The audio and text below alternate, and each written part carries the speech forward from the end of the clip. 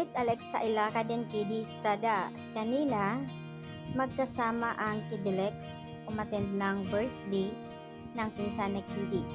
Sa clip video na ipinost ni Miss Tina, mismo yung auntie niya, sa IG ipinost na magkasama ang buong family Estrada ni Sweet Alexa Ilacad. Sweet naman.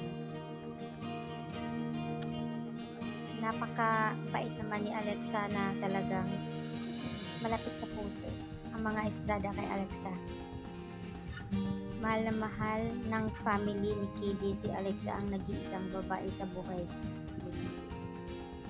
So, ayan, dahil nga birthday at nakapost naman ito sa IG story ni Kiddy kung saan ipinost niya ang kanyang casting. Samantala ay nakaabang na nga ibang mga fans, Kidilex fans, kung ano next project. Wish lang nila na sana ngayong Sunday ay magkakaroon ng ASAP ang